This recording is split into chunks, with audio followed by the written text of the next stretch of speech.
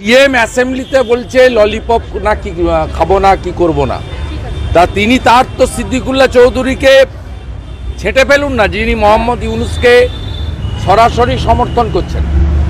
এই মুখ্যমন্ত্রী এই বিধানসভাতে বিএসএফ এর বিরুদ্ধে রেজুলেশন এনেছেন। আপনি বিএসএফ কে রেপিস্ট বলেছেন, বিধানসভায় রেজুলেশন এনেছেন। আপনি আর্মির ক্রেডিট অস্বীকার করেন, এমনকি এই লজ্জা রাখার জায়গা নেই। বর্ডারে এই মৌলবাদী জঙ্গি এদেরকে আটকানোর জন্য ভারত সরকার সুপ্রিম কোর্টে গেছে, যখন অজয় ভাল্লা সচিব ছিলেন জমির জন্য। Mamata Banerjee 931 kilometre out of 2200 kilometre জমি দিচ্ছেন না। 17টা ফেক আইডি কার্ড বেরিয়েছিল, আধার কার্ড, এপিক কার্ড, হিন্দু নামে। ইন্দোরের সেক্স র্যাকেট এইখান থেকে গেছে, ধরা পড়েছে। করতে আসে আমরা কি ললিপপ চুষবো, এই কথা বলছে বিধানসভার অভ্যন্তরে। না না, দখল করতে এলে ওনার কি, ওনার সিভিক ভলেন্টিয়ার্স আছে, ওনার তো এগুলো ভাবার কোনো ব্যাপার নেই। কারণ উনি বুঝেছেন যে বাংলাদেশের এই অত্যাচারের পরে এপারে থাকা বাঙালি হিন্দু সহ যারা মুখ খুলতেন না, সমাজের সেই ধরনের মানুষজন, প্রত্যেকটা মিডিয়া হাউস, যে মিডিয়া হাউসদের মধ্যে অনেকেই সেকুলারিজমের নামে হিন্দু অত্যাচারের কথা এতদিন দেখাতেন না, তারাও বাধ্য হয়েছে যে ব্যাপক জনমত তৈরি হয়েছে।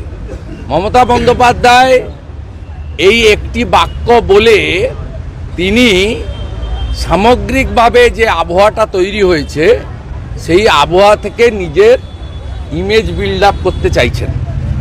তার কারণ তার দলের সিদ্দিকুল্লাহ চৌধুরী মোহাম্মদ ইউনুসকে সমর্থন করছেন। মুখ্যমন্ত্রী যদি সত্যিকারে বাংলাদেশের হিন্দুদের উপরে, জনজাতিদের উপর অত্যাচার, বুদ্ধিস্টদের উপর অত্যাচার বন্ধ করতে চান, প্রথমেই সিদ্দিকুল্লাহ চৌধুরীকে মন্ত্রিসভা থেকে ছেঁটে ফেলুন। কারণ সিদ্দিকুল্লাহ চৌধুরী কোনো ব্যক্তি নন, তিনি রাজ্য মন্ত্রিসভার একজন সদস্য, মমতা বন্দ্যোপাধ্যায়ের ঘনিষ্ঠ সহকর্মী। সিএম অ্যাসেম্বলিতে বলছে ললিপপ না কি খাবো না কি করব না, তা তিনি তার তো সিদ্দিকুল্লাহ চৌধুরীকে ছেঁটে ফেলুন না, যিনি মোহাম্মদ ইউনুসকে সরাসরি সমর্থন করছেন।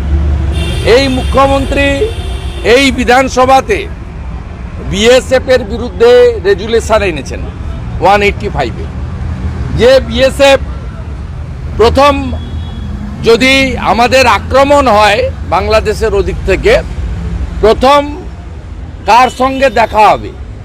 বাংলাদেশের এক্সট্রিমিস্ট ফোর্স বলুন, তালিবানরা বলুন, হেফাজত বলুন, জামাতের লোক বলুন, অথবা বাংলাদেশের বর্তমান আইন শৃঙ্খলা রক্ষাকারী বাহিনী।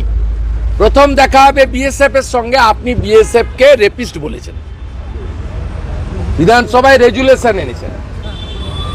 আপনি আর্মির ক্রেডিট অস্বীকার করেন। আপনি যখন অবন্তিপুরার পরে পাকিস্তানের ভিতরে এয়ারফোর্স স্ট্রাইক করেছিল, আপনি নবান্নর গেটে দাঁড়িয়ে বলেছিলেন ভিতরে ঢুকে যে মেরেছে তার প্রমাণ কোথায়। আর্মি যখন তার রুটিন অনুযায়ী সেতুর উপর দিয়ে গাড়ির কাউন্ট করছিলেন, তাদের রুটিন ওয়ার্কের মধ্যে পড়ে, আপনি সারা রাত্রি নবান্ন থেকে বলছিলেন যে আমার রাজ্যে আর্মি ঢুকিয়ে দিয়েছে কেন্দ্রীয় সরকার। অর্থাৎ আপনার এই ধরনের মানসিকতা, দ্বিচারিতা সবাই জানে। আপনি কাউকে না জানিয়ে হঠাৎ করে বিধানসভায় উদয় হয়েছেন, কোনো মিনিটসে ছিল না। স্পিকার দলদাস আপনার সঙ্গে সেটিং আছে, থাকা স্বাভাবিক, কারণ তিনি দলের কি কর্মসমিতি হয়েছে, গরুর গাড়ির আবার হেডলাইট, তার মেম্বার হয়েছেন। হঠাৎ করে 5-7 মিনিটের বক্তব্য, এবং বিধানসভায় বক্তব্য পার্সোনাল ফেসবুকে পোস্ট করা যায় না,